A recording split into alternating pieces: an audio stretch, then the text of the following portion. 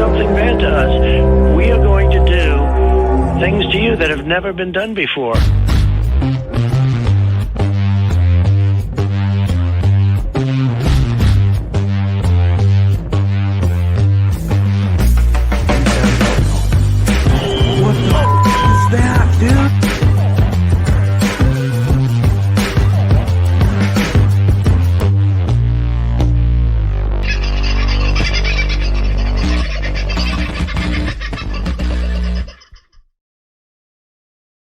Well, g'day, folks. How are you this very fine Friday? You know, when I did the show this morning, it didn't dawn on me that it was an actual Friday. I don't know what it is with days of the week around here. Saws just tend to blend into trees. Days just tend to blend into nights, and that's, you don't take much account of what day it happens to be.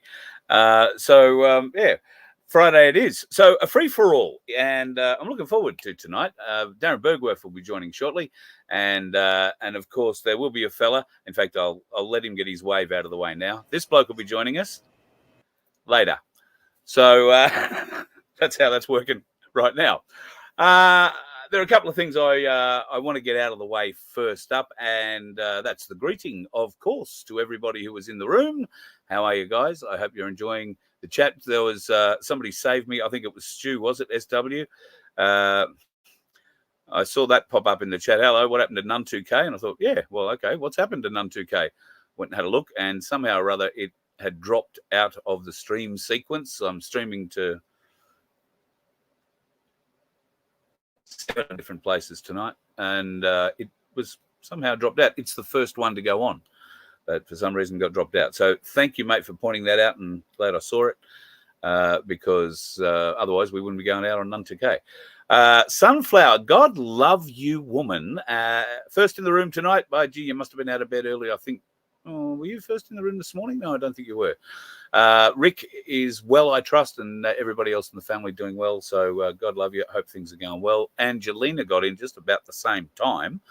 Macca was close in behind her, and then another one of our fabulous mods, Aussie Sue.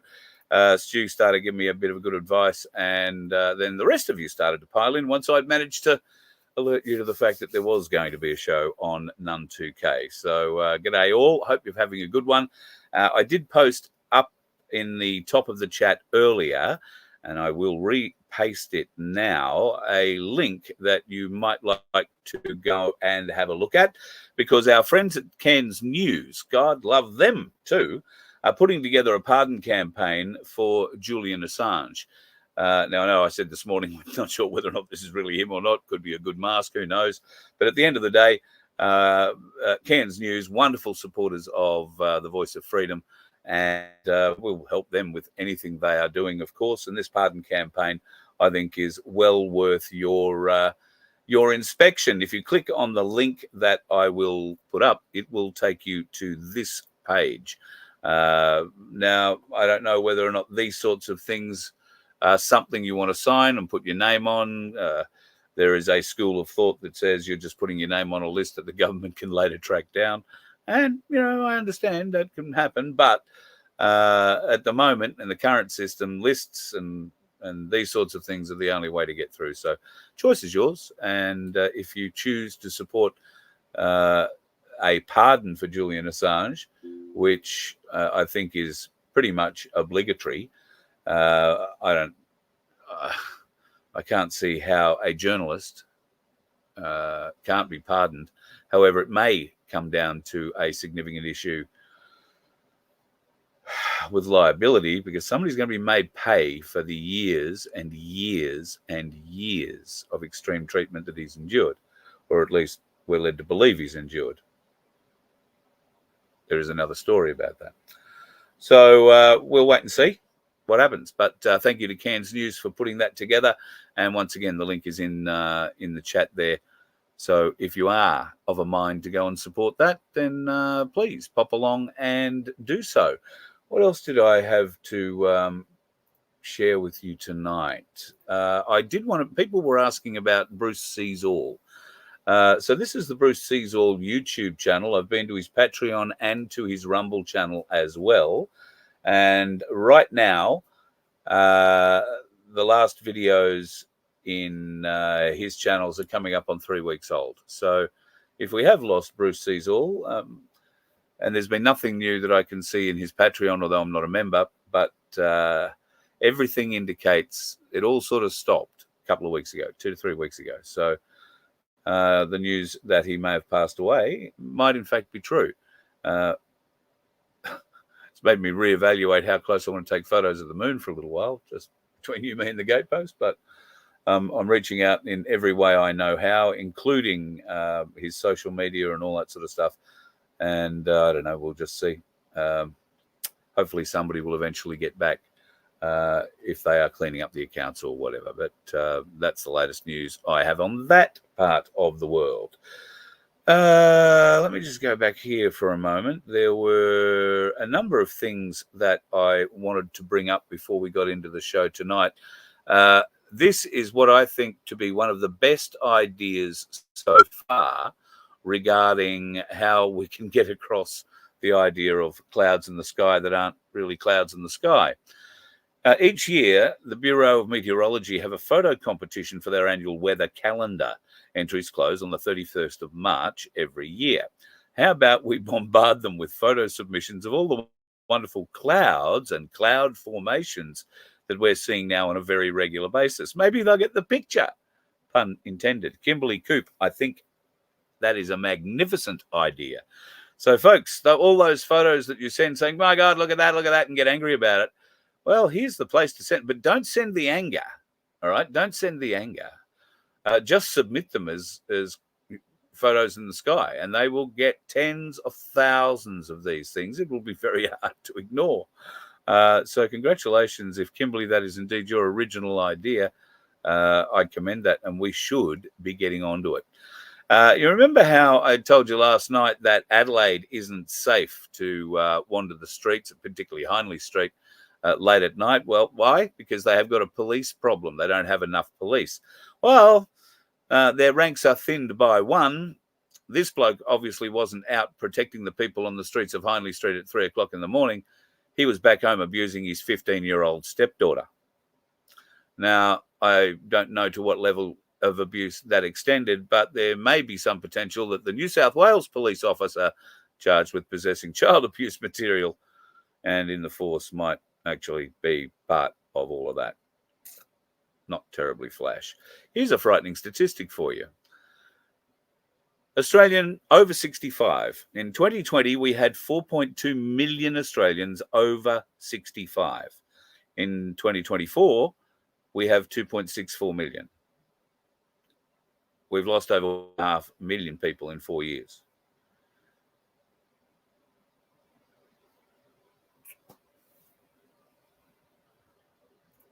I'm just letting that sink in. Statistics don't lie. Now what we do is we look to those we've elected to government to represent us in that place, to do something about that, to ask questions of those appropriate. And I'll be honest, there aren't too many doing it. But I do believe Malcolm Roberts, I do believe Gerard Rennick, I do believe Antic and Babbitt, or Babet, I don't know how that's meant to be said, are doing a job. I think Roberts and Rennick lead the pack. I enjoy watching them duel, if you like, with these public servants. And it is a duel. And we discussed during the interview that I had with the senator a couple of weeks ago about the lack of respect paid by the bureaucrats to our representatives, those elected to represent our feelings, our position, our thoughts in that place. And what could be done about that sort of disrespect? The answer is not much. I don't know how that can be the case. I really don't. But we've also seen, it's not unique to Australia, the US Congress does seem to be rather ineffectual in that sort of regard as well, although at least they have the time or the ability in their sessions to claim back their time. When Senator Roberts and others ask questions deep questions designed to elicit, clear answers. And the bureaucrat doesn't want to answer them that way. That doesn't stop them talking and trying to fill up the allotted 10 minutes, 15 minutes, whatever it is, the chair ordains to give everybody to speak, all the senators at the estimates to speak on at the day. And I understand there has to be a time limit. But when, under our system, the senator isn't allowed to interrupt the public servant who is speaking bullshit every time they open their mouth for 3 or 4 minutes, a long-winded, that is a word salad of shit, the senators are not allowed to interrupt. In fact, the chair dresses them down for interrupting. I think use the American system, where their senators and congressmen put their hand down and say, I'm reclaiming my time. Shut up. You're filibustering. We need to have something like that, because these public servants, and we really can't use that term for them anymore, because they're not serving the public. They are serving a far different master. And it is being exposed in estimates on a daily basis in those hearings. Now, because I've brought up Senator Roberts, I'm going to touch on something that I mentioned this morning in my little rant about Bob and John Wilson and some Twitter chat somewhere. The Bob concerned is not our Bob, all right?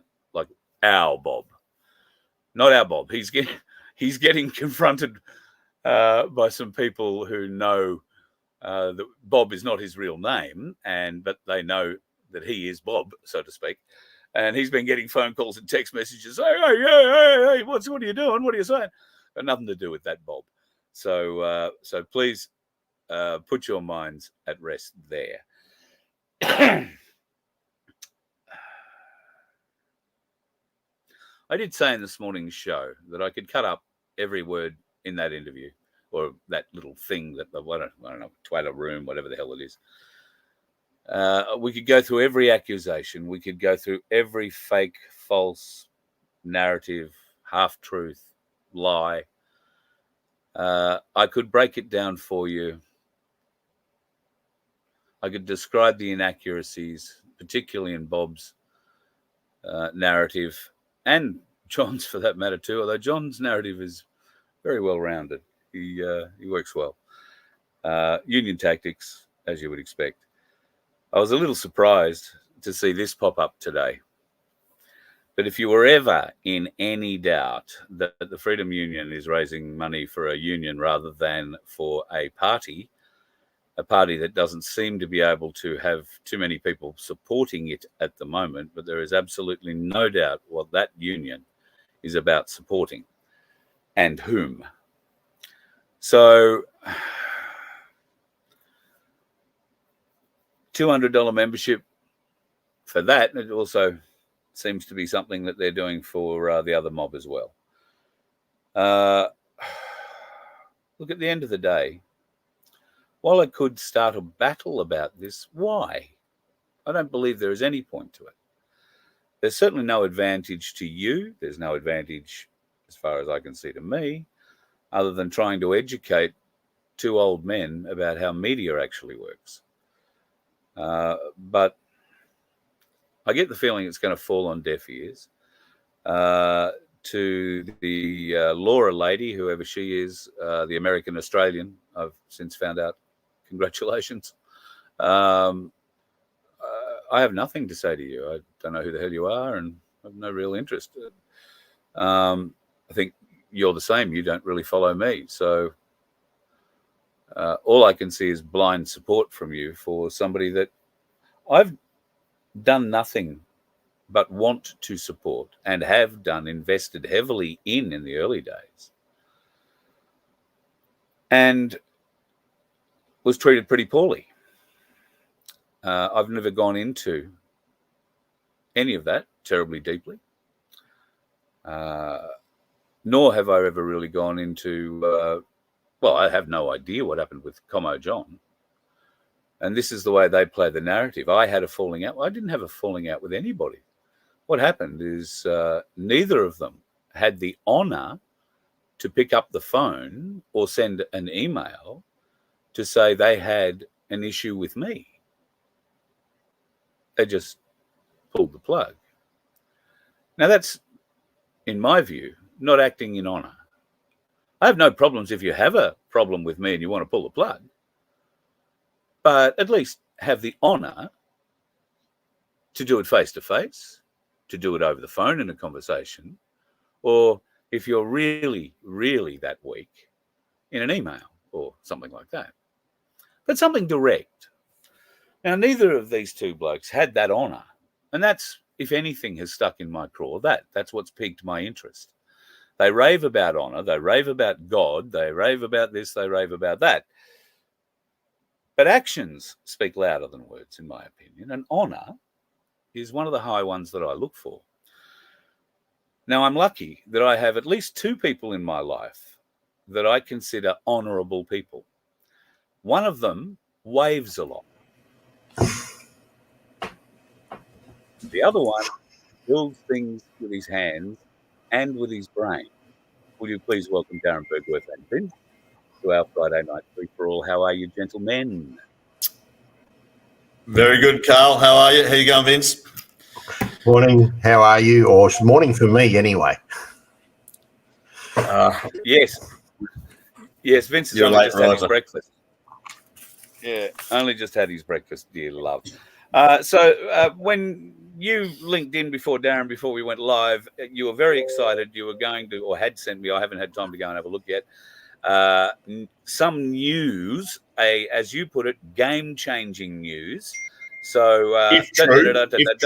I should put up the breaking news logo, but I took it out of the system. So tell me, what's going on? If I don't know if this is true, I've got people trying to check it out for me at the moment, so it may not be correct, but I'll play it for you. It only goes for about a minute. Palestine has just secured its biggest victory in the history of its liberation struggle, and the media won't want you to know about it. At the UN General Assembly, states have voted overwhelmingly to finally put an end to Israel's illegal occupation of Palestine, and for the first time ever, there's a clear deadline. Here are the 5 main demands. 1, evacuation of all Israelis from Gaza, West Bank, and East Jerusalem, including all settlers and all military personnel, within 12 months. 2, demolition of the apartheid wall within 12 months. 3, states must seize all trade with Israel that entrenches the occupation, including ending all business, economic, and military relationships with the illegal settlements. 4, requirement to pay reparations to Palestinians affected by the occupation with a new authority that will quantify the amount to pay. 5, requirement to facilitate the return of all Palestinians displaced by the illegal occupation. The world has spoken, and the message to Israel is clear: get out of Palestine. Your days of murdering and kidnapping Palestinians, stealing Palestinian land, and acting with impunity are over. Take the advice and start packing. The countdown to liberation starts today. Palestine has just secured its biggest... Wow. Yeah, that's what I thought when I heard it. Now, like I said, he sounds pretty convincing. I haven't had that confirmed that it is actually true and correct. So it may be a furphy, but if it's not, it's a serious game changer. So that's obviously come off Telegram, and many people probably don't even know what Telegram is, although I think most of our audience is going to be on it. Whether they've got it or not, they'll know there's something out there that exists. No, it was a TikTok. Oh, it was a TikTok? Yeah. Oh, well, shit, there's nothing secure about TikTok. So, all right, watch this space. You've got to think that is a story that mainstream media couldn't avoid. How is that going to place America in the current situation then with the Israelis and what's going on in Lebanon and Gaza?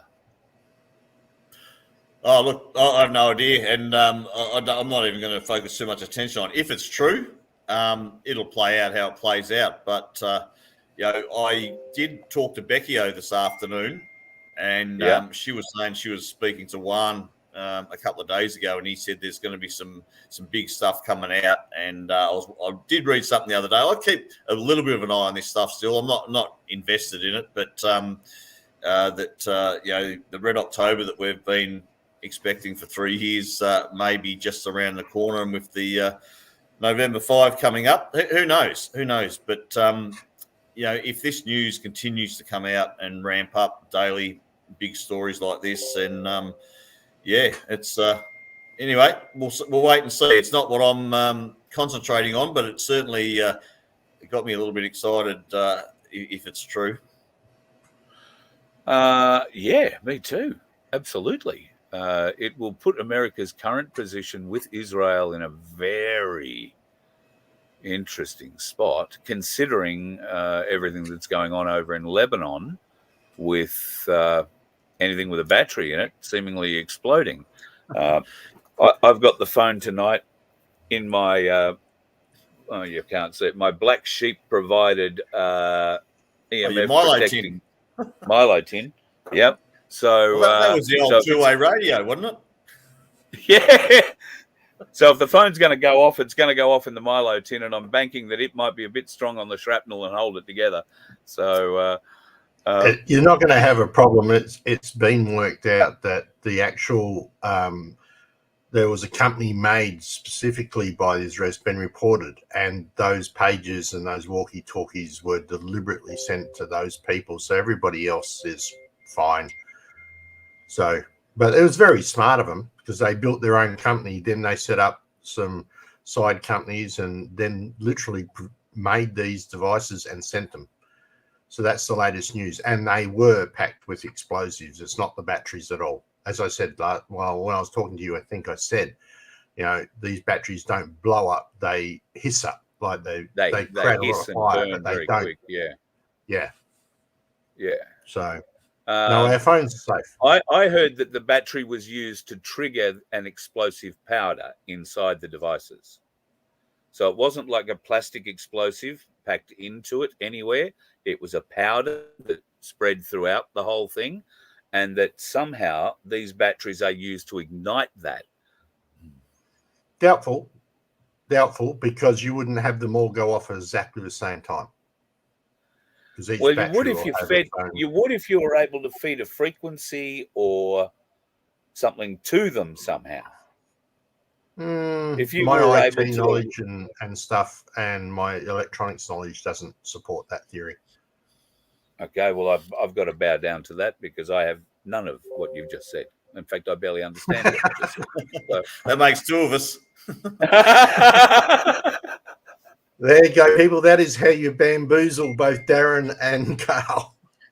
Yeah. Doesn't take much, mate. Doesn't take much. Just a bit of technophobe talk, and I'm out of the room. Yeah, eyes roll up in the back of the head and say, "Yeah, good night. That's good night. Thank you." So, Darren, what have you been doing? Because it's been a while. I think the last time we talked to you, you were in Alice Springs or heading back down toward home after a good run through South Australia. Oh, it might have been just before the two big nights in South Australia. I think we spoke to you too. Yes. So what have you been into?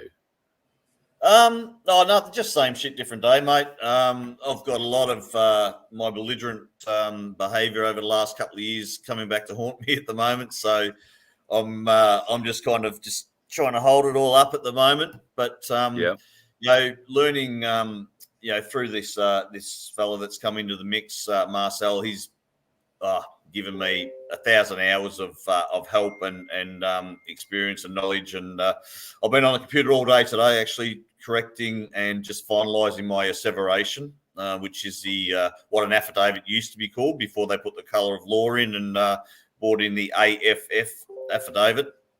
So we're going back to first in time kind of stuff. So, yeah, working with Marcel, he's helping me a lot. He's helping Doris. He's helping Steve. He's helping Nibsy in Tasmania, and also a farmer that brings lambs down to Melbourne who's being harvested up in Deniliquin. So in the meantime, while he's doing all of that, he's trying to put together the Our Place Australia PMA and Private Express Trust that we're hoping to launch early September, which we've put back to late October now, because we didn't want to make the same mistake as we made with My Place, where it launched before we even had anyone, and it was growing across the country, and we were playing catch up all the time. So, but that's okay. And there's My Place is what I kind of talk now is My Place is in the public, sorry, and Our Place is in the private. So that's defining lines between the two. We have a similar purpose, and it's about education, but Our Place is going to a whole different level on when it comes to education, and it's about getting people to comprehend their standing and who they are and how they speak and express their will, and how to move into the private legally and lawfully, extracting themselves out of the tax system, off the voter roll, and because what we're building, like I said a few months back or quite a while ago, I have no interest whatsoever anymore in councils, in state governments, federal governments. I don't care who you put in Canberra, whether you take over the old Parliament House. The fact is that the people and what we're going with, we will never be governed by anyone again, and we are building a committed team to help people, gain the knowledge, the expertise, the spirituality, and the discipline to live their life in integrity, do no harm, cause no loss, basically under God's law, natural law. And we have a purpose, not just to save our own arse and get into private for our own benefit, but we have a purpose to restore equity.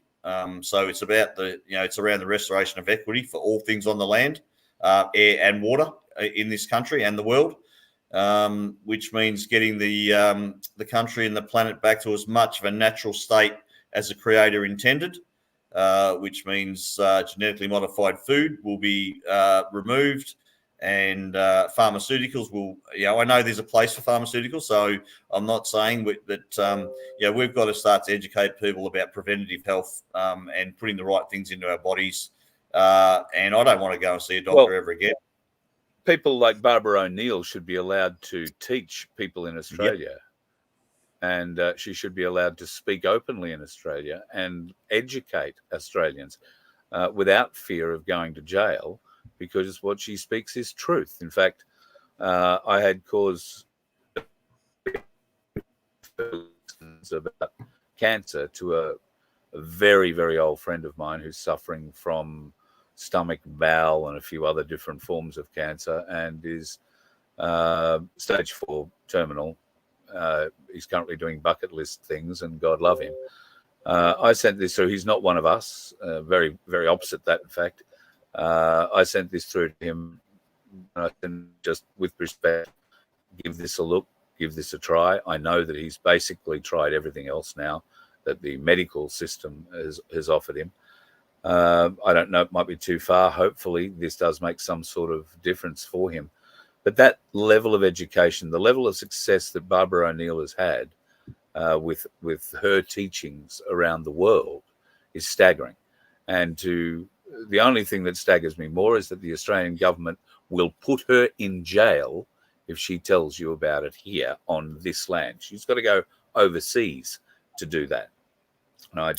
Well, it's not that staggering when you can comprehend that the Australian government are trying to kill the people on this land with forced vaccinations. So that makes sense. That lens? Well, viewed through that lens. Now, your flag has been noticed. Do you want to explain the flag behind you? Okay, that's Ulukai's flag. So what? I'll give. I don't know if people know. I'll give you a quick synopsis of what I know about it. And basically, the spirit came to Ulukai and said to him that he needed to develop a flag for all of humanity, and to make sure that he studied all the flags in the world to know so he knew what he was doing. So he did that. He looked at every flag in the on the planet, and two stood out from all the others. and they were the only two square flags on the planet. Every flag was rectangle except for these two.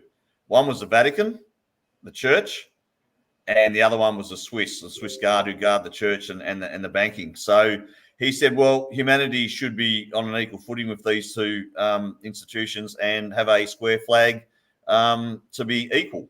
Now, he also developed it and made it gold.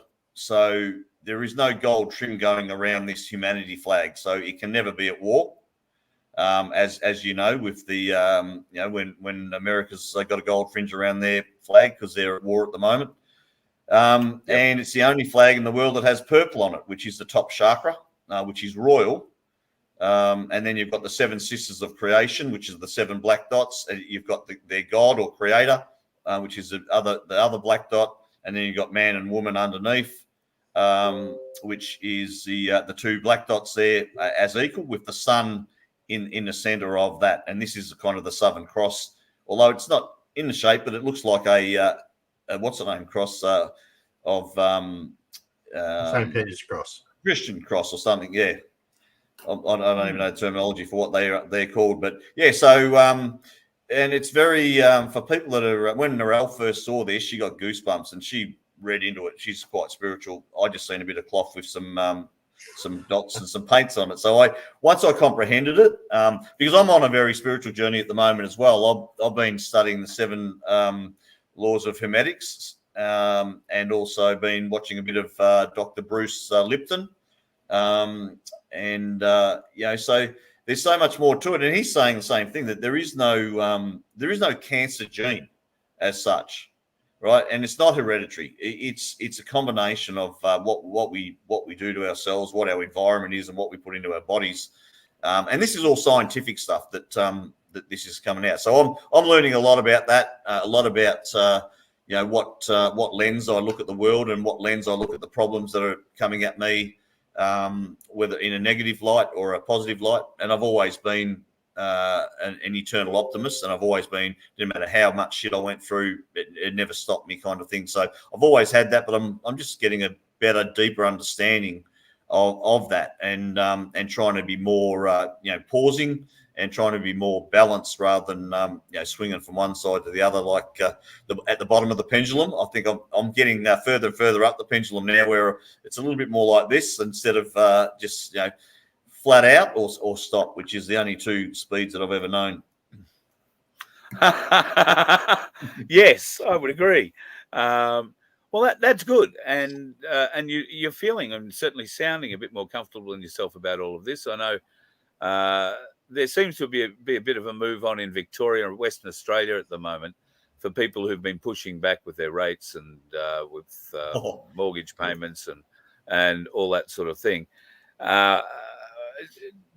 Have we seen a reason for this to sort of kick off all of a sudden?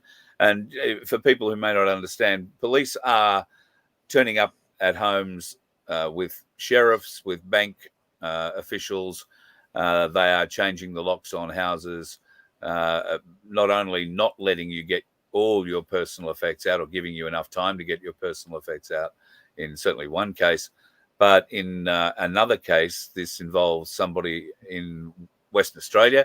Haven't had a chance to actually speak to him yet. He might have come on tonight and told the story himself, but I'm not sure if it was this morning or yesterday. The property that he was on was raided, and similar deal. Those folks hadn't been paying the mortgage or whatever it was for a while, and 15 police turned up. They threw this fellow allegedly into the back of a paddy wagon and took off the vest that had the camera on it, the police camera, and then they gave him a hell of a flogging in the back of the divvy van. So I haven't been able to get a hold of him today, so I'm hoping he's all right. But that's the story as it's been related to me, alleged to me. We know that West Australia and Victoria in particular are well down the path of beating the shit out of their people. So are you seeing or hearing things on the street, Darren? You've had some big protests this weekend with the CFMEU in Melbourne, or is for the most part Victoria still asleep? No, I don't think Victoria's still asleep, and I don't think the country's still still asleep. Yeah, you might not see them as active, but I think people are doing what they need to do at the moment, and that is forgetting about the petitions and the politics and all the bullshit, and actually going and getting educated.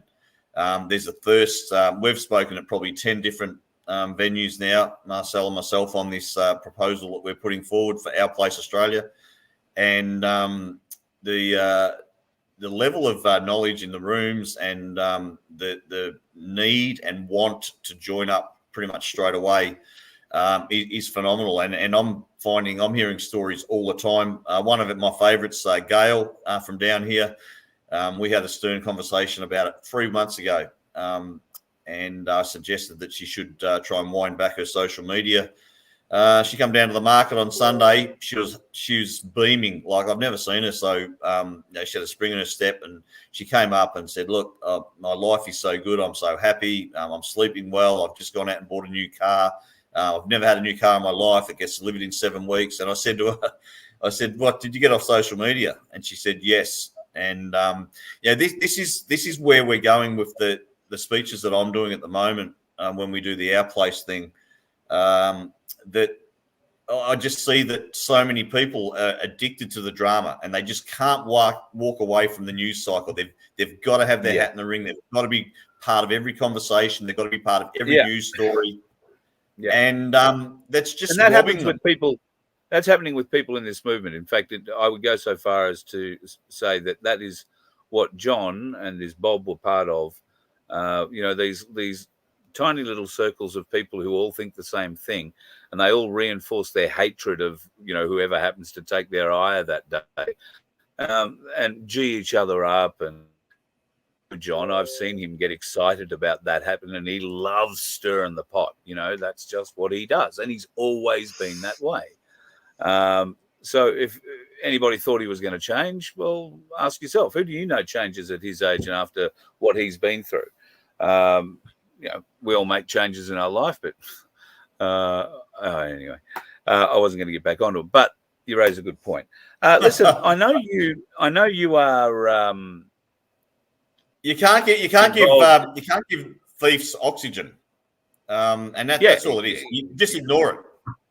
Oh yeah, and I fully intend to. So I want you to ask Marcel a question on my behalf, if you would. Mm-hmm. I've been doing a little bit of research, and one of the things that I struggle with all of the arguments about how we protect ourselves and how we can save our houses and stop them taking them away and get out of paying rates and loans and all the things that we, are basically called fools or tin hat wearing geeks because we have a different thought process. If we can put all that away, sovereign citizens. But we have, in my opinion, and nobody so far has been able to prove anything different. In my opinion, we have no enforcement arm. All right. Now, let's talk fire ants for a moment. There's a gentleman not too far from here who refused to have his property sprayed for fire ants. He refused so loud and so long that he went to court. In court, he presented such evidence that made the magistrate or the judge at the time lay down half a dozen undertakings. I've never heard of a judge doing this, but the judge laid down half a dozen undertakings that the government had to undertake to fulfill before they were allowed to spray this guy's property. They were very strong. The judge had torn the government a new arsehole, made it very clear that what they were doing was reckless and shouldn't be done. But when he brought the gavel down, he said, adjourned.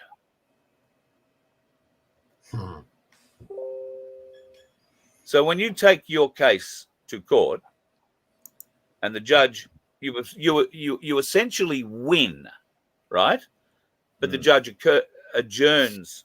He doesn't decide. He doesn't say, decision for old mate, government, you're rooted, you have to do this. Or he doesn't leave a directive in his order that any spraying can only be done after the undertakings have been fulfilled. He doesn't put any of that down in what he says to the government or in the orders. He just adjourns the case. What happens when you adjourn a case? Well, it can take 2 years before it has to be heard again, particularly here in Queensland. And because there is no resolution in the case, the original order stays in place. 3 days after the gavel fell on this bloke, the helicopter was over his property spraying it, regardless. They don't care.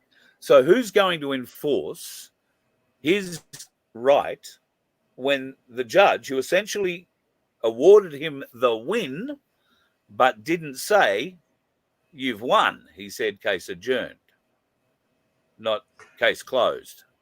Question. If the case is adjourned, that means it's still in play. So theoretically, there shouldn't be any movement while the case is still in play. So you've got to wonder what's going on there. So old mate's now been sprayed 4 times, right? Has he got video footage?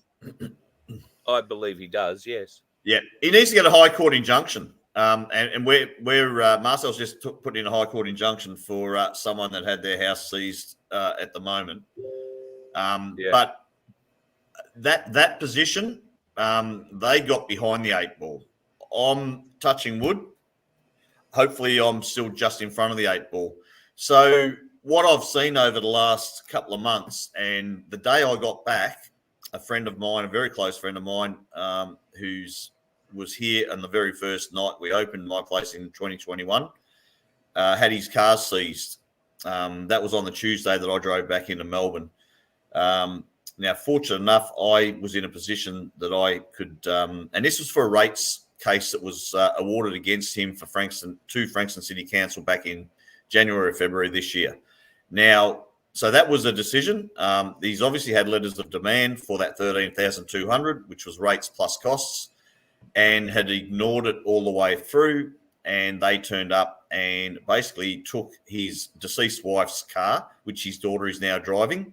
And his wife passed in 2019, just before COVID, and he had to bring up his kids through COVID. That was still, mid-teens. So he's had a shit time. But if he had because we're standing on our principles and morals about funding genocide and war crimes and the like, there's a point where you are better off to swallow a bit of pride and say, look, I'm impecunious, which means I have no money. He's on work cover, but to restore honour, I can afford to pay $20 a week. Now, if he had started paying $20 a week back in February, March, right, over the last 6 months, he would have paid $500 and would have ceased all action, because while you are making an effort, while you are paying something, they will not take that action. So now, because of his principles and morals, I'm not having to go at him, right? I love him, and he's a warrior. But it just has to make us all think about what position we're putting ourselves and potentially our families in, like with the house. As to now, he's actually paid them, $13,200. Plus, he had to pay another $750 for the tow trucks. So he's out of pocket $14,000, where he would have only been out of pocket, $600 or $700 at this point. So he's actually funded them more because he was standing on his principles and morals. So there's a bit of a lesson there for all of us, I think. And I'm in the process of I've sent my impecunious letters off to Gaydon's lawyers, which is Commonwealth Bank's lawyers, and the CEO of the CBA as well, and the CEO of AFCA, Australian Financial Complaints Authority. I've written them all a letter stating what I'm going to do, and I've had response from the CBA now, and they've given me an opportunity to claim for hardship thing, and I've got till the 17th of October. So the fact that I'm actually corresponding and I've said, look, I've been out of integrity, but to restore honour, I'm willing to pay $100 a week into these two accounts. That's taken the gun away from my head, so to speak. So I think we've got to take a lot of knowledge out of what's I won't mention his name, but this fellow with his cars, and obviously the family out at in the western suburbs, and what's happened in Perth today also. That if we continue to belligerently deny and don't correspond and talk, then this kind of stuff's happening. Now, there is scope within their system that you can drip feed and stay safe, right? And I think that is their system, and it's not going to court. We don't have to worry about a court handing down a demand, but it is their system that there is ways where we can drip feed and stay out of trouble. So I do believe that it would be the smarter option to stay in the battle, and and protect your assets in the short term until we see something shift sometime in the not too distant future, hopefully. So, Darren, what you're basically saying then is that you're going to use the system against them. Yep. Right. Yep. I'm going to use all the tools that they offer to keep the sheriffs out of my house and out of my property. And all the best with it. I was going to say, regarding we have no way to fight back, we have no protection, we have no enforcement arm. I've been sent on a track that might give us some hope in that regard. Do either of you know a justice of the peace? Yes, several. And a notary, public notary also. The laws pertaining, and certainly the powers that justice of the peace have, are very significant. If you put two of them in the same room, if you have two JPs in the same room, they're higher authority than the Supreme Court. Yes. Now, how many people that are justices of the peace are on our side? A few, and I know of one up in Mildura that actually had his JP license removed because of he was stamping documents that they don't want him to stamp.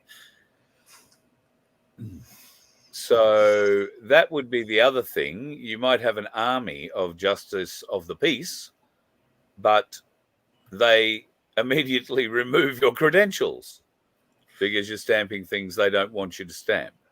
That's like the doctors, they took their licenses away if they told the truth or they offered, other remedies than the vaccinations. So, that's the belligerence, murderous authorities that we have. And this is a deliberate act. There's no doubting it's a deliberate act. To ban ivermectin and things like that, and to force and coerce and threaten and all the other things that they've done to make sure people took this bloody this jab, that's with intent at the highest level. Yeah, and just to clarify, in my opinion, just to clarify that's an opinion. Yeah, well, that as well, and the fact that it is actually just for the YouTube algorithm, that it is actually there's now scientific papers out that prove all of that relevant stuff. So we can't be taken down for non-factual information. Although we're not supplying it here, it is available in medical journals around the world. Oh, there's a medical journal that I brought some the attention to Narelle and Emma the other day, and she said, "Wow, this medical journal is one of the most looked at through that fraternity," and it was saying everything to do with the what these vaccine or these clot shots actually are. So she was blown away. She was really excited that it had made it into that and this is a government kind of institution as well. Yeah, no, there's a few.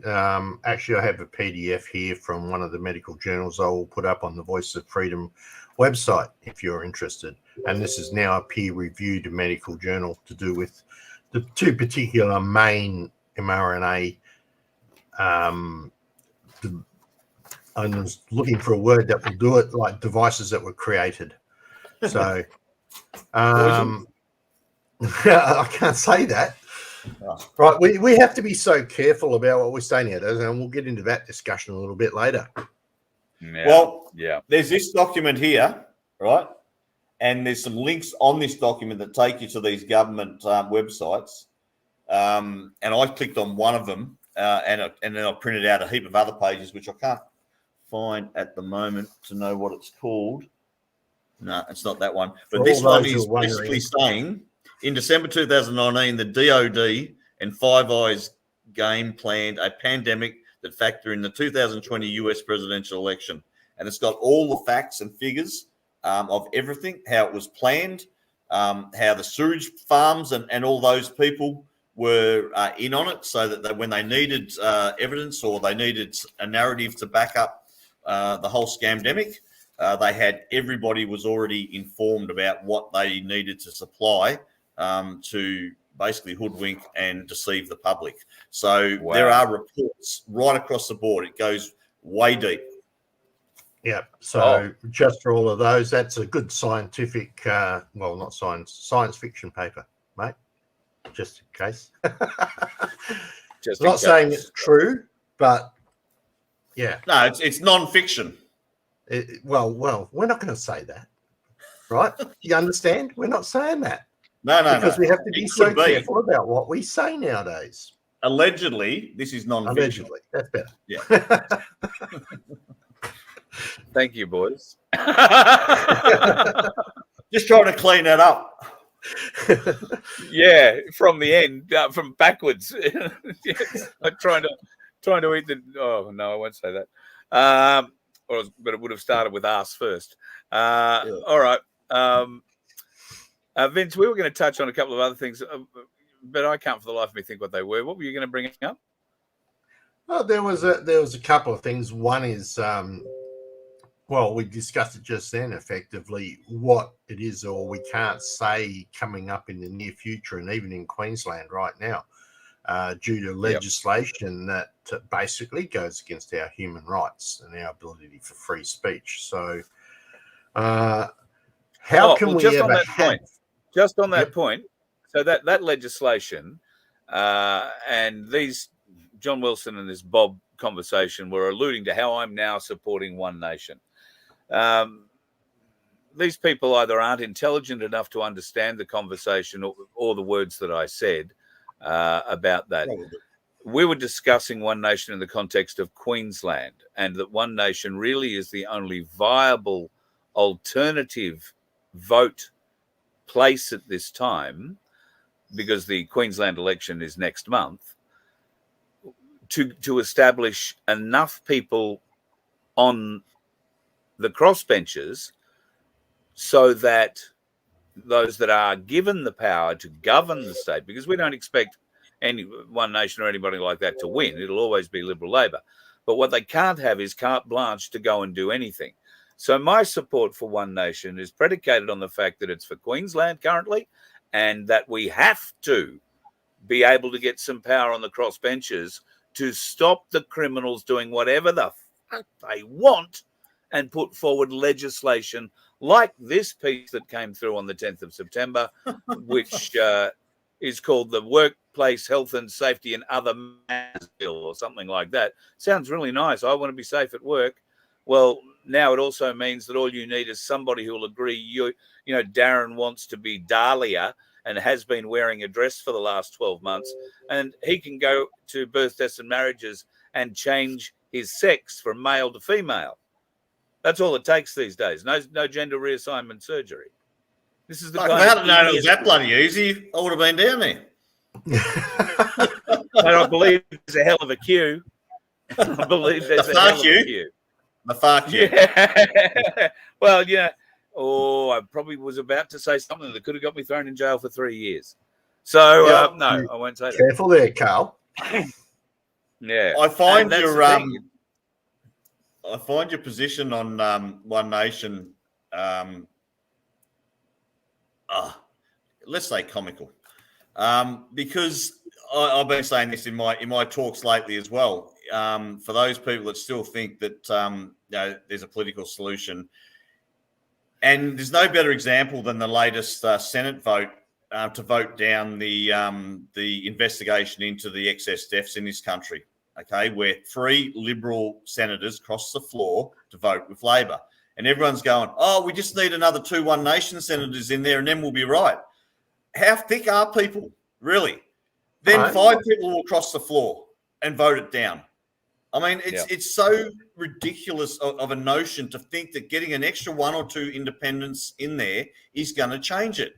But if we don't use those weapons, Darren, if we don't use that ability to put in somebody who's going to sit on the bench and basically be a swing vote, where you can say, no, we don't agree with that, and you do not have the numbers, because it's all about numbers. If they do not have the numbers to pass the bill, then we've got protection. We need to use every single weapon that we have, every single advantage that we can get to take these people to accountability.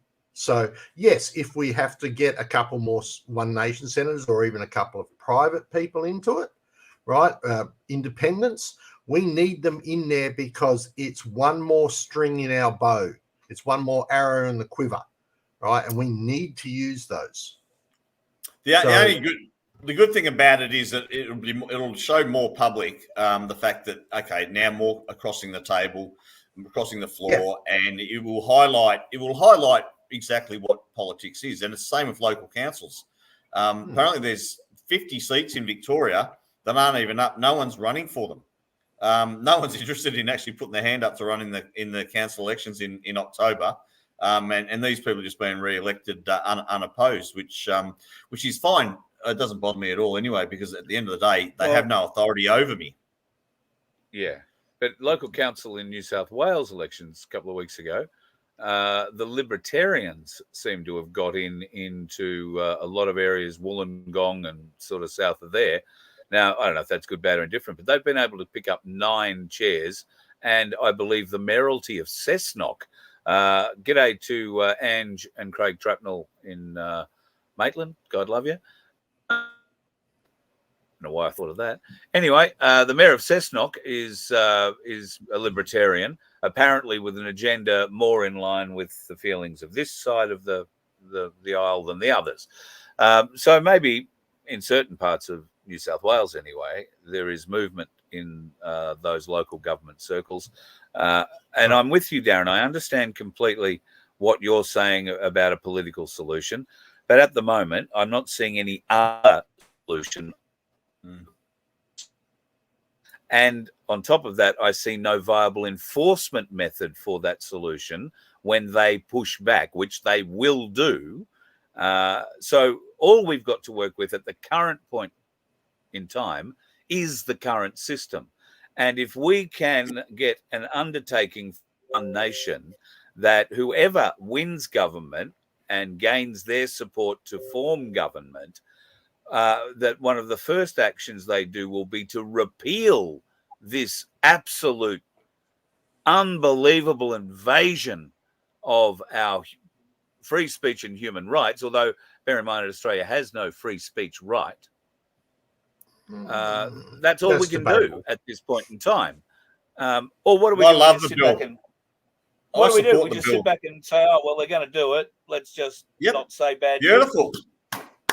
Love it. Bring it on. I love it. Support what bill? The fact that you can't the talk about disinformation bill. I think it's a stroke of genius, and I support it. And the more draconian measures they can roll out, the happier I'll be. Right, yeah, I love the sarcasm. I understand that too. It will wake up more people. Oh, hello. But I don't know that it'll help us. Correct. I don't know that it'll help us. I mean, it's like that letter that I read out the other night. Why are you trying to stop the damn wall from bursting? Why have people got their back up against the wall and their heels dug in when we actually need it to burst? It's going to burst whether you like it or not. Get out of the way, go and educate yourself, and get prepared. Well, but how are we going to educate ourselves? Just hold on, slippery and we've been seeing the dam threatening to burst now for God knows how long. I know I've been waiting for 4 years for the dam to burst, and every 6 months or so we get what we think is it lipping over the edge, but it never does. It recedes, it goes back, and we're still stuck with the same bunch of shit sitting in Parliament trying to represent us. What I'm hopeful of doing, because what I would prefer is a whole bunch of independents to stand up and be able to fulfill their obligations on those crossbenches for we the people. But unfortunately, the population is fucking weak. Yep. They don't there aren't understand. enough of them to stand up. So we do have to talk to people like One Nation at this point in time, I feel, because otherwise I'm going to sit back here, watch these pricks enact this bill and go to jail for you. Yeah. All because I And upset for the somebody fact with a that list and they can't take a joke. Yeah. Yeah. And that is the problem. You just got to offend somebody. So, how easy is it to offend somebody? Geez, Darren, I can offend you every day we speak, don't I, mate? Yeah. I'm unoffendable. I'm unoffendable. But these, I'm going to say it, the younger generation have more emotions than common sense. So they haven't had the hard lives yet. But no, and that's what they need. That's why we need this shit to go down. We need it to happen, guys. It wakes more people up, I agree. But more and more people get into their line of sand. Australians are lazy. I was going to say sorry, Carl. I was going to say that's a slippery slope. Yeah. Shut up. I'll shut up this time. You go. It's a slippery slope, right? Because if they put this in, you're saying, Darren, go out and educate yourself. How? Because you're not going to be able to get the education because it will be classed as misinformation, disinformation, or malinformation. So how are you going to get the various different sides of the argument if it cannot be presented? See the catch-22 in Unity Hub. There's no disinformation, misinformation on Unity Hub. We've got our own private platform. However, we meet in person. We have to deal with that because this bill is a challenge in that area, and I have yet to work out how I'm going to get around it. Face-to-face meetings. People are getting educated everywhere I go. You'd be surprised how many people. And not through that, not in that way. I'm not talking about just with what we're doing. All around the country, people are educating themselves. I was talking about at my place, Bayside, Wednesday night, and Mona from Sydney was down, Ramona. She's doing a massive amount of work with Rocco, and so many people are actually spending their time empowering themselves by learning how to stand up for their rights, okay, and learning this stuff. Now, as we defund, the tax department are shitting themselves because so many people are setting up not-for-profits and private members associations, right? There is ways in their system to extricate ourselves out and stop funding it. If people had the fucking discipline, right, to boycott all multinationals and actually do what we need to do in this country, the 10 million people that are awake, right, this would be over in 6 months, right? Their system's going to collapse, or 12 months. So there is a way without having to get into politics, and there is a way without actually raising a fist to take back control, right? But people have got no discipline and they've got no drive or heart or passion to actually make the decisions they need to make. And there, I've said it. Bang. Yeah, well, just on that, back on that disinformation bill, there's nothing to say it's just in social media, just letting you know. Yeah, okay. So getting around and walking around and creating meetings and having meetings, they can get you there as well. So you got to be really cautious about what's going on here, right? Yep. And while I agree, we do everything we can. We've got to use their own weapons against them. I've been saying that for a long time. And the political side, like for instance, One Nation in Queensland, right, they're more aligned to the people than what most other parties are. So we have to support what we can, as I said, put another arrow in the quiver, right? So, I mean, walking away and not voting. 4 million people did not vote in the last federal election. 4 million people out of 17. You think about if those 4 million people had voted, could we have a significantly different support bench than we have now? Just saying. That's a $1 million question that none of us will ever know. It's actually 4 million. Good question. Look, like I said, I'm not talking. I'm talking from where I'm at. I'm fed up with the. Like I said, it doesn't matter who goes in there. Humanity is going in a direction of being self-determined, self-governed, and need to get off the the handout bullshit. And people need to learn a new way to live, regardless. So, I do realise that there needs to be some kind of governance in this country for people, because this is going to take generations for people to get to where I'm happy to be, and there's at least 1 million people plus in this country that are similar minded to where I'm at, and probably even further in front of me, a lot of them, and we can build our own economy if people have the discipline. And so it's not unachievable, it's just that people just don't have the will, and they can't see it. Now, if we can get it started and start to build some momentum and show the way, I think people will flock to this concept. Yeah, 100% agree with you on that, right? That is true, too. and we do need to do that. It's just, as I said, it's another avenue. It's another quiver, right? Another arrow in the quiver. Yep. So, And you can't have enough of those. Yeah. Gentlemen, I wanted to run something past you, but it would have been a much longer conversation. And I don't know that everybody wants to have a long conversation tonight, but maybe this is something I can throw open for you all to consider over the day. I've been, as you know, critical.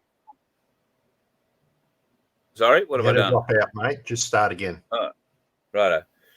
So I've been critical of Ricardo Bosey, as we all have, particularly the fact that he doesn't communicate to Australians. He's now, been variously accused of looking for cover or just ignoring us and trying to, embed himself with the Americans for whatever reason. And nobody's actually been able to figure out that reason, me amongst them. We can agree, nobody really thinks Ricardo is a stupid individual or a silly man. He's doing this with a plan. I've not been able to see the plan, but today I had a bit of an epiphanation. And I was talking with somebody, g'day Mick. This has been in the background of my head for a few weeks, but I only voiced it the first time in a conversation today. And as it came out of my mouth, it felt honest, it felt right. What if Australia really will become the 51st state of America? Ricardo doesn't need to build an Australian audience to be named governor, interim governor of the 51st state of America, given that the Americans will be calling the shots on who goes into that chair in that interim period. So what he's doing currently is building a profile on the ground in the States as a military leader, so that through their network, he is being put up as the only Australian capable of becoming and being named governor, taking orders, and being put in that position when the time comes. What the hell? I personally can't see how that will occur, how we could become a 51st state of America. I mean, that's corporatized government, maybe, but it's an executive order. It's an executive order. From who? Let's see, Trump. Where is America going to be in the next 2 to 3 months? Right? I can only see 3 things that are going to happen in America over the next month, or 46 or 48 days, or what it is. From what I'm looking at, I will see 1, if Kamala Harris wins, right, there's a very good chance there'll be civil war. If the election is not proven to be 100% correct. In other words, it hasn't been duped or whatever. If, in fact, Trump wins, there's going to be rioting in the streets from the lefties. They're going to destroy people's lives, properties, bits and pieces. And the unfortunate part about that is that Trump won't be able to do anything about it because he's only president-elect. They'll blame him for it, right? But he won't be able to be the only one to do it. And the people who can do it won't do shit, right? So you've got either civil war or you've got rioting in the streets, or if the election is true, fair, and confirmed to be that way, then the right side will stand down because it's followed the proper election protocols. So they're going to be in so much chaos. So you're talking about a different, but you're talking about a completely different process. What I've just outlined. What I'm saying is, are they going to have what I've time just to outlined could only work if the White Hat plan comes to fruition, and there is no US election in November. Right? They got 48 days to do that? 45. 45. Red Funny. October. 45th president. Red October. Ring any bells? Potentially. Well, if this thing that I just showed at the start ends up being factual, Red October's already started. Well, yeah, I don't think Red October starts in October. That might be just but that's, see it opened up around the world. Oh. But either way, Mate, just move your head to the left or right. Is that a Star Trek geeky thing behind you? What's that say? I can't see it. Is that a Star Trek communicator? It sure is. Very good. What else would you expect from me, Carl? Come on. That's where Vince gets his downloads from. Mate, have you got have you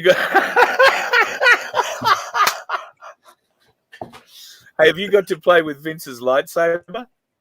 No, I've never pretty seen special.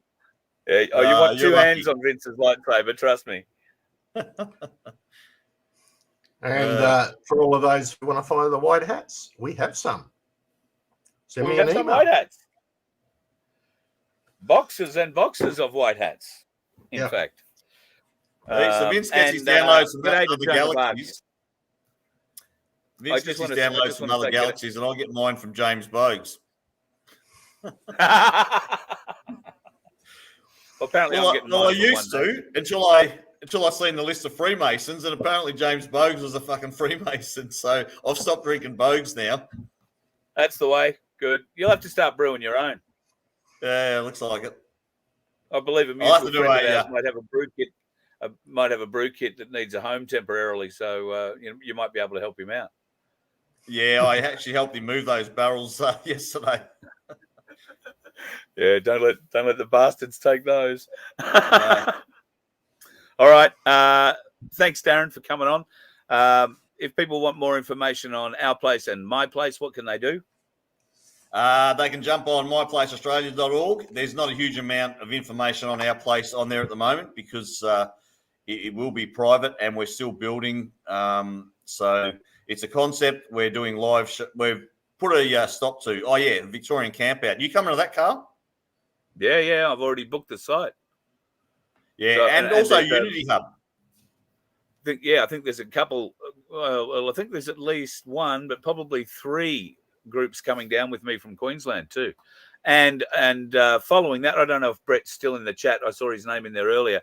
There's a gentleman in Mount Gambier called Brett Keema who is putting together an event, an 832 event with Michael, and trying to get, well, basically a whole heap of us together, including Guru and myself. He reached out to Guru and I and said the event is happening in Mount Gambier at Blue Lake in Mount Gambier, the 6th and the 7th of December. Everybody welcome to come along and attend. And as it turns out, I'll be leaving Echuca or the Echuca area on, I think it's the 2nd of December. Yeah, because I'm leaving on the Monday. And, well, I've got friends and family all the way down through Western Victoria. So I'm going to go to Mount Gambier and be at that event for the 2 days on the 6th and 7th of December as well. I'll catch up with as many people as I can down in the western and sort of northwestern areas of Victoria. And I don't know yet. We might figure out which way to go after that, whether I head north up to Mannum and go and crash at Vince's place for a little while and come home the long way. And by the long way, I mean back to Mildura and then maybe up to Lightning Ridge and Cobar and back across that way. It might be an interesting drive. Or might leave the bus down there, just come back for Christmas with Mum and then fly back down and continue the journey. It seems stupid to go and spend all the money to drive back up here, to drive back down to Victoria again for early next year, where I've undertaken to be at a couple of other things. So might wind up parking the bus at your place for a while, mate, or out at Greenie's. Yeah, no problem, mate. Well, if you're going to Mount Gambier, you got to go through Narracourt. Beautiful town, wonderful part of the world. Through there on the way back, and went through Narracourt, Mount Gambier, and down to Nelson. Is it Penfolds? Is it Penfolds Winery that you have to go through at Penola? Oh, there's a heap of them down there, mate. Seriously, big name wines down in that district. And I tell you, the Barossa Valley was another area that I spent a bit of time in when I was seeing Tim. Some beautiful places up through there, through the Adelaide Hills. I'll tell you, I actually enjoyed my time in South Australia. It was actually Tim Dwyer's going to be at this event in Mount Gambier as well, so he's already lined up to speak. So you should come too, brother. See if you can grab that lovely missus of yours. And what is it? 5 hours from, probably 6 hours from where you are. So well, I'll be in it. Yeah. It'll be about 5 6 hours. Yeah. So the 832 muster that is open to everybody. So even the My Places here in South Australia are discussing about helping and assisting in that. So just to let you know that that's also there, and that's a good sign because it means that the groups are starting to come together and unite, which I reckon is great. The division that they seem to think there is between certain of us doesn't really exist, or certainly not on my part. So it's conflated, imagined, or at least only half true,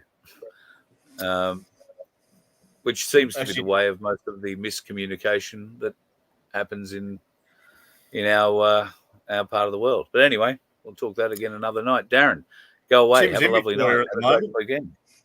Hey? I'm actually catching up with Tim. He's coming to my place Monday morning, and then we're heading down for a meeting at another venue from here. Very good. Yeah, very good. He has some very interesting stuff to inform you of, so listen closely. Beautiful. Yep. Awesome. Very good. Yeah, all right, look, there's lots going on. There's so much going on. I agree. Yeah. Yeah. And I know that Tim and Darren and hey? Love to Anna. Okay, we'll do. Just walked in, so I'll let her know and pass on my regards to Laura as well. And thanks for the invite. And it was a good chat. And good to have you on. Keep up the good work. No worries, brother. We'll keep the fight going. And myplace.org is the place. myplaceaustralia.org to go and get some more details. Oh. And looking forward to hearing more about the educational processes you guys are hoping to put forward with our place too, mate. Really am. Just a quick one before we go as well with the My Place stuff. We've just started a monthly newsletter now. Victoria pumped out a 15-page newsletter, and South Australia got about a 6 or 7 page one, and I think Queensland got about a 16-page newsletter. So there's so much. A lot of people are really starting to get the idea of writing some stories. We're trying to now entice them to start doing some interviews, right, and some footage, so that we can start what we've been talking about earlier in the year. Start putting together some kind of promo videos and that kind of thing as well. So we are starting to push, or not push, but entice people to start doing some video content, interviews, and that kind of thing. Great. Yeah, if we can get that going enough that we can get there, we might be able to get a FBN news media feed once a week news or something that about what's happening in the My Places. So the more people can supply us with content, the better off we're going to be. Yeah. Yeah, we're finally working towards it now. People are really enthused about this, the newsletter, and putting some clips together. So, Brett is still in the chat. So the dates for the muster are 6, 7, 8 of December. I think Fern wanted those dates, or somebody maybe else. So yeah, 6, 7, 8. I thought it was only 6 and 7, but there you go. 6, 7, 8 of December. And I'll be there. Head along. We'll find somewhere to camp out. There are. I know there's a very flash caravan park there, the Blue Lakes. I want to say it is, or the Blue Lake Caravan Park. It's the Blue But there Lake are a Caravan few Park. others. Yeah, there are a few others that might be a little bit cheaper per site. I don't think that the Blue Lake's going to be one of those ones they stay at for $15 a night. So you might be able to find, like me, a good truck stop. We'll see what happens, but I'm looking forward to getting down there for it. And that area means a lot to me, believe it or not. I grew up 150 k's away. I don't even know how far Hamilton is now, but used to take about an hour and a quarter, I suppose, to get to the Mount. Did my first radio jobs in Hamilton, a little far away, and went to school in Hamilton. Used so to it must play be about 300 k's then, if it was an hour and a quarter. Yeah, well, back in those days, they didn't have speed cameras, so I was probably going pretty hard at it too. And I was driving a borrowed RX-7 at the time, so there you go. it probably didn't take me an hour and a quarter, put it that way. But yeah, it'd be great to get back to the Mount and go and catch up with Bugsy Parham, my old schoolmate, who's Mount Gambier's best personal lawnmower. He gets that endorsement because I've seen his work. He posts up magnificent pictures. He also should have been one of Australia's best cricketers. And maybe when I'm in Mount Gambier, he'll tell you the story about his cricketing career. All right, mate. I'll talk to you soon. You have a good one, Darren, and love to the lovely Anna, and be safe. No worries. Thanks, Carl. Same to you. Thanks, Vince. Talk soon. See you later, Darren. Cheers, mate. And Vincenzo, anything else you need to cover before we depart for this fine evening? I've got a couple of things I'm going to go back to in the chat, but I can do that without you. No, yeah. Well, thanks for that. Effectively, no. By the way, Mount Gambier is my hometown. I lived there for the first 20 years of my life, just to let you know. Oh, there you go. So, but no. All I got to say is that this bill of misinformation, disinformation, I think is really, really bad, and we need to look at all avenues to try and thwart it. I don't know how, but it is something that we need to be fully aware of. So, guys, research this, because you're going to need to know every single little nook and cranny of it so that you can avoid yourself from getting taken and still get the information out. So that'll do from me. So I'll do the customary. Fern, don't go anywhere. I want to address something in your chat, so don't go anywhere. There you go. That's Vince waving. Goodbye, brother. Talk to you soon. All right, yeah. Let me just go back to the chat because I was a bit upset. Fern, you left a message. Let me try and find it here somewhere. There you go. You travelled down the coast about 800 k's to see me to catch up, but I wasn't here, and it was very disappointing and confusing. And you felt you had, and I can't find the other end of that message. First of all, I'm very sorry you travelled all this way to see me and I wasn't here, but I had no idea you were coming. Did I? You must have caught a really bad day because I'm always here. However, I'm part of a community here, and while I'm pretty open about telling you where it is, and if you want to go and buy a plot, somebody else will take you around it. But it's not really a place I can accept visitors to because I'm sharing somebody else's block. I'm on doing other things for other people, and some of the people who live where I live are very private people, and they live down here because they don't want people rolling up and unannounced and just wanting to catch up. I'm not trying to be rude or put a point on it. It's just that this isn't the easiest place just to roll up and get into unless you are coming to see one of the girls about business.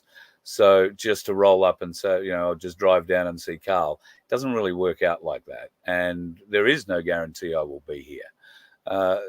I could be anywhere on the property doing anything, driving anything, and or I could be off the property. It's very rare that I'm off the property for long, but I might be.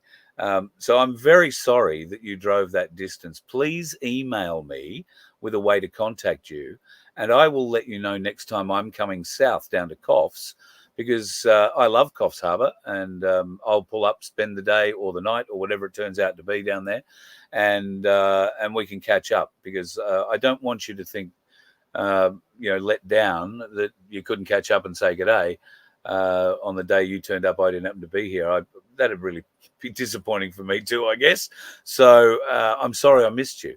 So do that. Email me, carl@vofhq.com, and next trip south, because I tend to leave early in the morning, so I'm likely to be in Coffs at 8 o'clock in the morning or something like that, 8:30, 9 o'clock. We can do an early breakfast, or if it's lunchtime I'm there, we'll do a lunch, or if it's afternoons, maybe we'll do a dinner. I don't know, but I don't want you to think you can't catch up.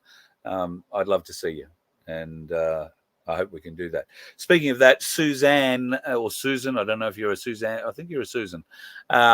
You've emailed me, Susan, about some work on the property and a few other bits and pieces. I will get back to you with that. I will forward your email on to the girls, and one of them will be in touch, although both of them are out of commission this weekend. So it won't be until next week, and it may even be further down the track from there. Yes, there is a bit of work going on here at the moment, but there are a few other requirements that are taking precedence. The tank installation is going to be one of those, and that's something that we don't need workers for. They bring their own in, as it turns out, in bloody huge semi-trailers and all sorts of other gadgetry, which haven't materialised on the property yet. Just 750 advised it might be a week or two before the semi-trailer actually arrives. So all that Russian, but there you go. All part of the fun of it. So, I just wanted to touch on that, Fern. Please, I'm very sorry that I missed you. And particularly if you have an army in wait, very keen to talk to you. I did say again, 6, 7, 8 of December for Brett Kimar's 832 muster in Mount Gambier at Blue Lake. If you've never been to Blue Lake, beautiful, absolutely stunning lake, and it's blue. Not much more to say about it until you see it, but after that, and you get over the blueness of it, it has some lovely areas you can sit around and admire the blueness. But there'll also be some speeches and a few other things going on at Brett's event, so we look forward to seeing you there. If you want to tag along, catch up, and bring the community together. That's Brett's key goal out of all of this, to try and bring the community together. Now, I know Dave Guru Graham is otherwise indisposed, I believe, at that weekend. However, I've slipped him an elbow and nudged him gently with a text.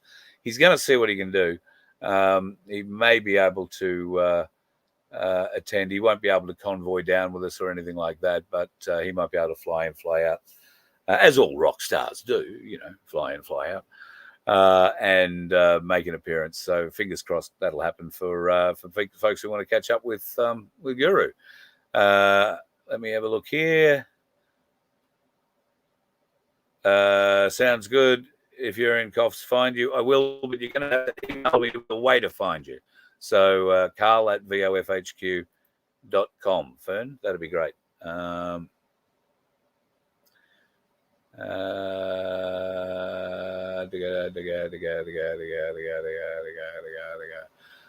Fern, you might be interested in buying a plot. Well, can I tell you?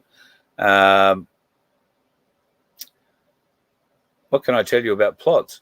I think there's 3, possibly 4 going.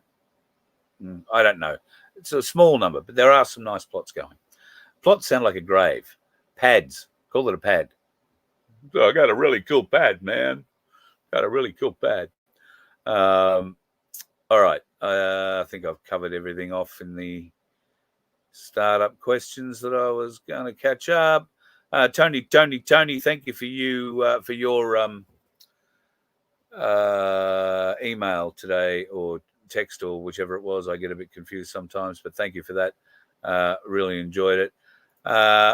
Susan, I'm going to say Susan because, yep. Susan, I'll email you. Might be after the show. It might be tomorrow morning. We'll see how it goes.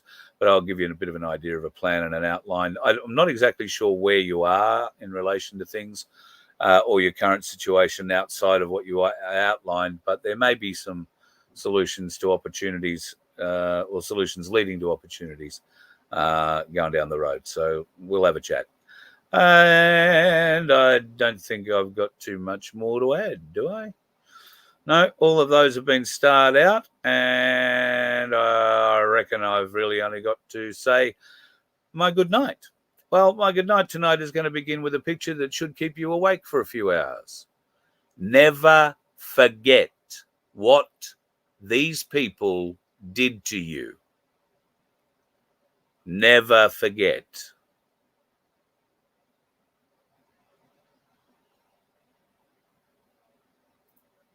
LRADs are back in the news. That'll be something we'll talk about next week if it proves to turn into a story.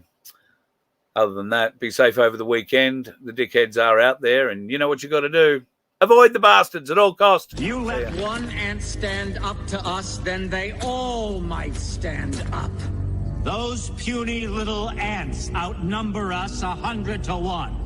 And if they ever figure that out, there goes our way of life. It's not about food. It's about keeping those ants in line. That's why we're going back. Does anybody else want to stay? Let's ride!